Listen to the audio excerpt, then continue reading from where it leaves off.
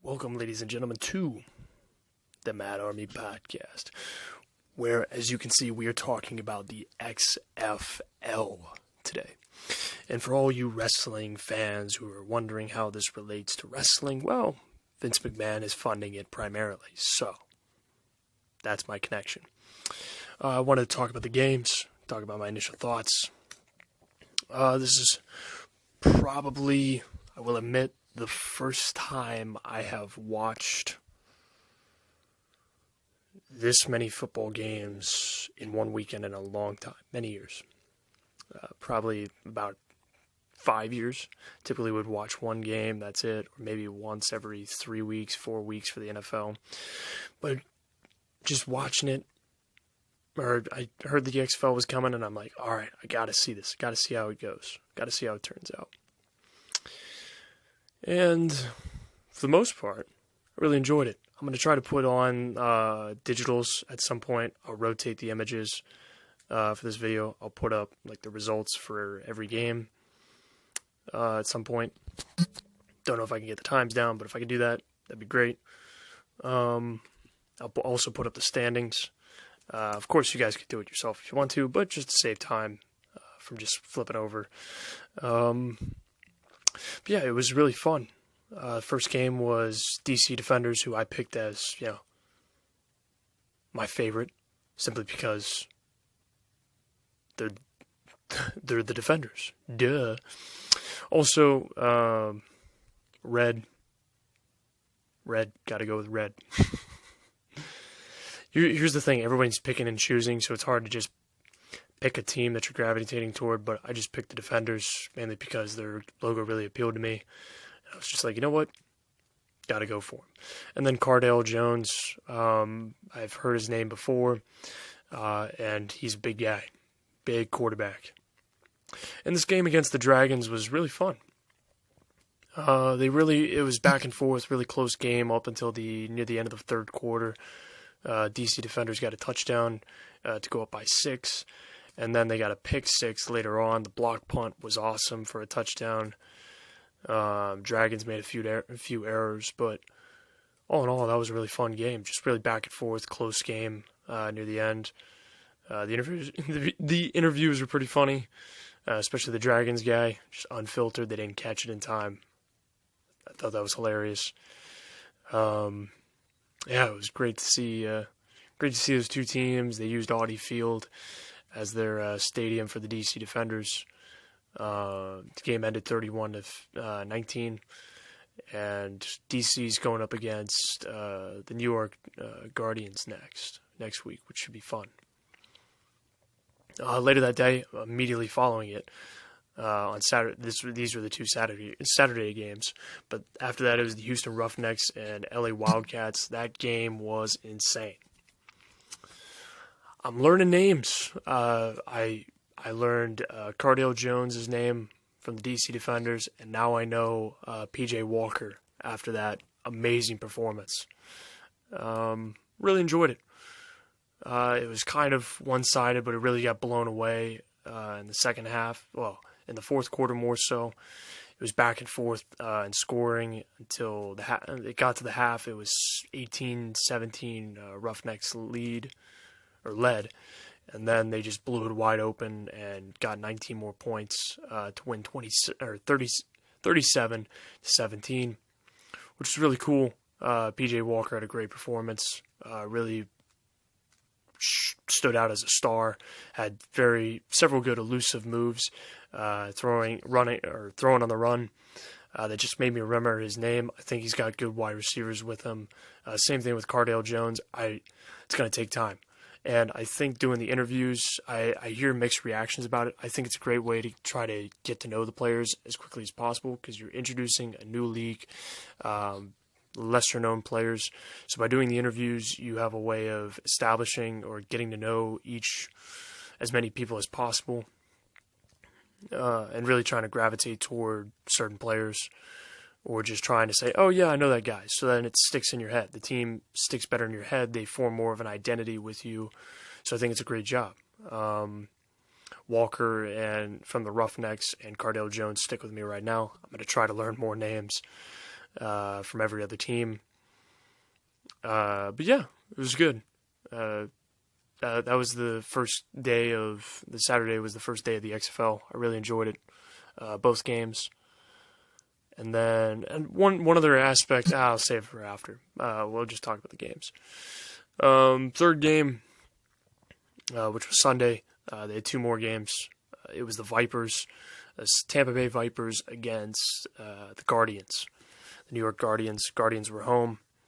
They were in the Giants at Jets Stadium, and they kind of just took the lead. First kick, they almost broke it for a touchdown. They got about halfway down the field. They ultimately won 23-3. The Vipers made some critical errors, a lot of picks, a lot of turnovers, turned into a punting game at certain points. These Sunday's matches were definitely more slow-paced, more trying to work down the field. They get shut down. My takeaway from the Guardians was they had a really strong defense against the Vipers' offense. Although the Vipers at, I think, 2 drives or 1 drive, they really just switched from just throwing the ball to running it, and they just broke through a huge drive downfield. Ultimately didn't result in a score, which is a shame, but got to the point where I was just hoping they could get a touchdown. But if you're going to look at a positive, you can look at it as, a lot of people, or at least when I've seen, quite a few people are writing off the Vipers, saying how, they're going to be the worst team in the league. We don't know, because all we've got is one matchup from everywhere. So for me, I'm going to reserve judgment. But as a guy who's gravitating toward the Defenders, the Guardians, the Vipers are in the division, or in the conference. And I'm really eyeing both of them and the other team that I'll get to in a moment. But Guardians come across as a strong defense. And based on the first 2 matchups today, or that weekend, or week 1, it makes me really excited to see how the DC Defenders and Guardians pair up in the next game, next week, which DC's hosting. Really excited to see it. And I'm hoping they just deliver a really fun game, because they're the first game of week 2. I'm just hoping they just do another great game. Heck, if we go to overtime, I think that'd be awesome. Doing the first OT game, I think that could be a real blast for the crowd there. Love the fact that they're in that stadium, Audi Field again. It really looks filled out. We'll talk about attendance in a bit, but everybody else is beating the dead horse. I was just going to share my thoughts. But anyways, the final game on Sunday was the St. Louis Battlehawks against the Dallas Renegades. One of my subs apparently knows somebody or has a relative on the team.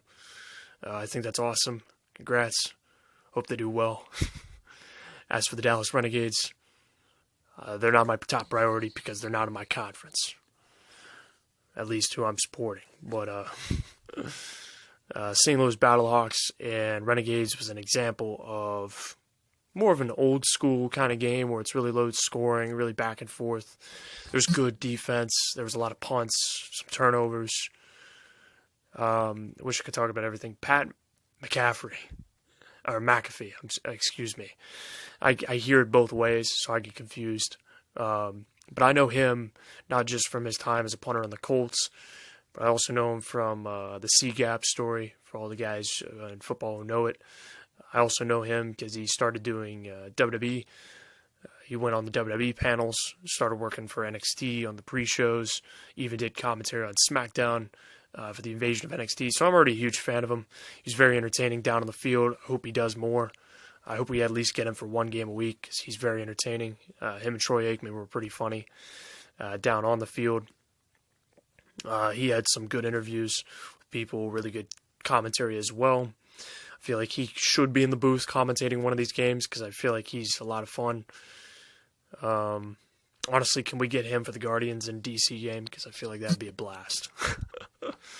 But he's great. He made that game way better. Not saying that the play on the field was bad, but the overall experience on commentary, that commentary team was a huge improvement, in my opinion, from the Guardians and Vipers. Greg Olson is meh for me. He's a hit or miss.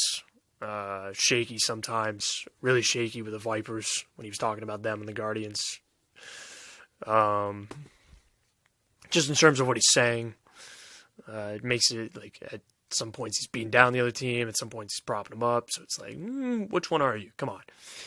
Choose a side here. But the Guardians, the Battlehawks ultimately won. I think it was 15-9. Nobody really broke through. It was 6-6 at half, which I was really enjoying. It was a close battle.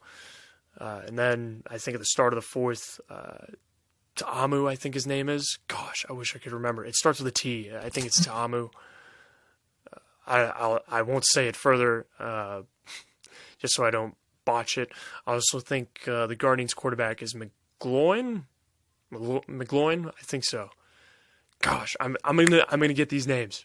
If I keep doing these and watching the game, I'll get these quarterbacks down. But I know Flowers from the Vipers only because Greg Olson kept pounding it in my head. And Aaron Murray, those two quarterbacks. But from what I heard, the Renegades starting quarterback was injured, so they're going with the backup, who threw pretty accurately, at least at the first half. But really short passes. And then that quarterback for the Battlehawks, he just broke through. Huge scramble of almost 40 yards, got the touchdown, broke free. Then they nailed a field goal to go from 12-6 to I think 15-6, and then the Renegades got a field goal back to make it 15-9. It might not be in that order, but anyways, it was a one score game or one touchdown game at the end. Thought it was good. Thought it was fun. Much more slower paced. Sunday was much more slower paced, but it was still competitive. Didn't feel like complete. Well, the Vipers felt more of a shutout, but at least the second game was much closer, much more intense, at least in terms of how close it was. But I'm excited to see what the starter brings for the table for the Renegades when he's supposed to start next week. We'll see how it goes. But the Battlehawks, I'm afraid. We'll see. I'm hoping the Guardians and DC have a really good rivalry this season, and people come out for it. I considered going for that game. Don't know if I can do it, but I'm going to try to make at least one of these XFL games this season, just to say that I went and experienced it. But yeah, I think it's going to be fun. I think it's going to be good. In terms of attendance, every stadium was in the 17,000 range, which is good. They were all consistent in attendance. If it would have looked like they looked pretty filled, MetLife is a shame. I wish that they could get more people there, especially with New York being right there. It's like, come on, guys, show some support. You got a giant 80-some-odd thousand stadium. Let's try to get 20,000. Let's set a goal for 20,000 at least once this season. In terms of Audi Field, 20,000. Hope it sells out, but for the Guardians game, we'll see how attendance performs. The numbers, I heard the opening game started at 3.3 million viewers and ended with 4, which is that's doubling Monday Night Raw, which is good in terms of viewership. I'm just bringing up that example because, wrestling, Vince McMahon is a part of the XFL and wrestling, so I'm just making that comparison. But yeah, a couple standout players that have gravitated toward me. I can't wait to know more people. I also know I know the kicker for the Defenders. His first name, it's Ty. Can't remember the second or his last name, which is a shame. There's pros and cons. I really love the extra points system after a touchdown. Really love how they're doing the kickoffs. I love the punts. I love how it's really controlled, trying to make plays occur. From what I've seen on the overtime rule video, I'm enjoying it. It's very reminiscent of soccer or football. And I've played that for years and years. So seeing those rules is really fun. And I think that's really cool. Keeps it competitive. Takes less criticism on the kicker or less pressure on them. There's still pressure there, trust me when I say that, to make their field goals. But, kicker misses an extra point and everybody's always up in arms. But now it's really more like you fail as a team, you fail as a team. Like, you can't just blame one individual for one bad kick. You got to look at the whole team and just realize, all 55 guys or however big their rosters are vital and need to perform. So we'll see how the rest of the season goes. We got 9 more weeks of the regular season and then 2 playoff weeks. So it's going to go by quick. 11 more weeks of this football, and I'm really hoping the XFL thrives and succeeds this season, and I'm going to try my best to give them all the viewership I can. Hope all you guys do the same. So we'll see how the rest of it goes. I'm really hoping that at least every team has a moment to shine and some more people stand out. I'm really enjoying it so far, and I'm hoping to get these names down. XFL, huge. I got it. Much enjoyment in the first week. I know that people are talking about expansions, all that other stuff. I say focus on just making the season the best you can. Don't focus on trying to do too much. Just focus on this season and worry about expansion or anything else if everything works out. Don't overreach. Establish the brand and then start building the brand afterwards. Don't overreach before you've established. So make sure that the first season succeeds and shows growth and development before you overreach and start expanding. But yeah, it was fun. Hope it does well. Let me know what you guys think down below. If I missed anything, let me know as well. If you guys want to talk to me about anything or get my thoughts on anything else that I might not have covered here, fire away. I'm always willing to talk about it. But I hope you guys enjoyed. Leave a like, subscribe to the channel, of course, if you choose. You don't have to. But most importantly, and as always, guys, suit up Mad Army. I'll see you next time.